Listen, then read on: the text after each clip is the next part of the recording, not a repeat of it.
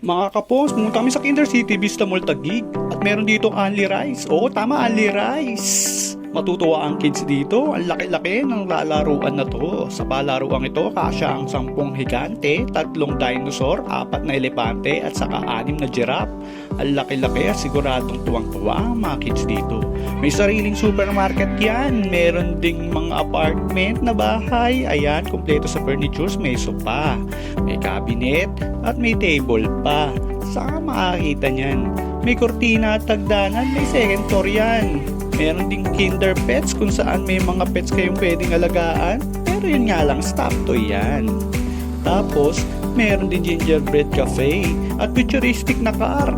At saka may fire station pa. Hindi magkakasunog dyan. Siguradong patay agad.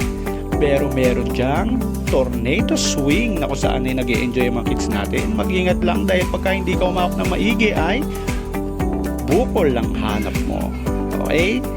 Muntik ang panahulog mga kaibigan. May mga grilling cart din. Sa grilling cart natin, kompleto yan ng mga gulay. May pizza sa grilling cart. Ano ba yan? Siguradong nag-enjoy ang kids sa kakabenta at kakagrill dyan. Parang Pasko lang. Kung saan maraming store sa labas. Oo. Ayan, hinawakan ng grill. Mainit yan, ibalik mo.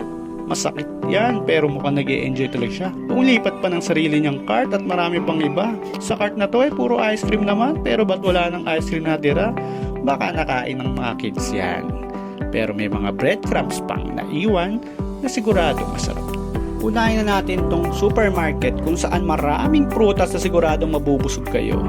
Ako ang cashier para ang mga kids natin ay makabili na marami nilang fruits and vegetables. Ayan, iniisa-isa nila ang kanilang binibili dahil wala tayong cart sa supermarket na to.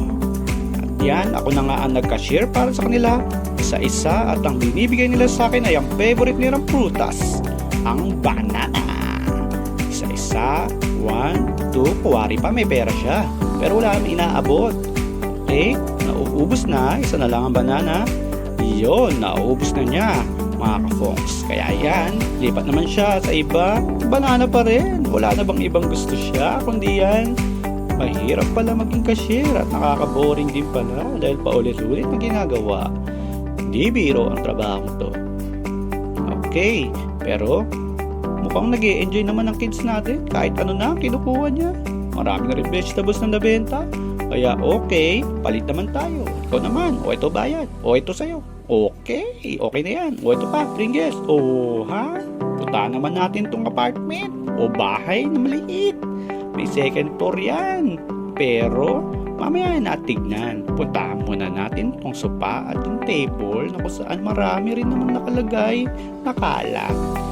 Okay, sa taas merong mga kama, meron ding cabinet at syempre may terrace. May obstacle course din kung saan pwede maglaro ang kids, tumalon-talon at magtakbuhan pero hindi sila mapapahamak kahit mabagok ay hindi magkakabuko. Ang galing ko. Okay, lumipat tayo sa ball pool kung saan maraming mga bola na nakakalat na parang swimming pool. Enjoy na enjoy ang mga kids pero nahihirap sila lumakad. Marami at iba't ibang klase ng bola nandito. Iba't ibang kulay din para colorful.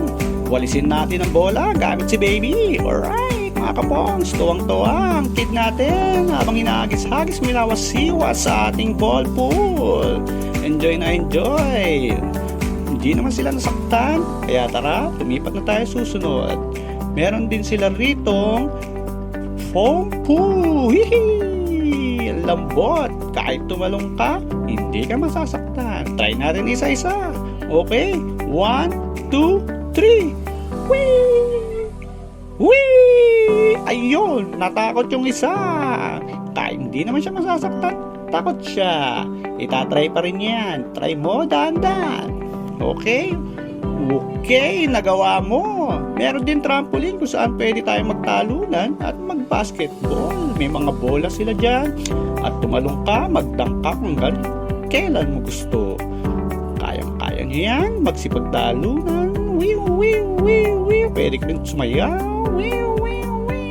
Ang galing. Okay, meron din tayong sand play dito kung saan pwede ka maglaro at may mga itlog ng dinosaur. Meron din airplane kung saan pwede kang sumakay. Meron din tayong clinic na pwede kang magpagamot kung nagkasakit ka. Gingerbread cafe na pwede kang kumain ng mga desserts, di ba? At meron din mga Lego blocks kung saan pwede kang magtayo ng sarili mong tindahan at bahay. Napakarami, pero ang pinaka-enjoy ng ating misis ay ang helicopter. Siyempre, nag-enjoy siya dyan.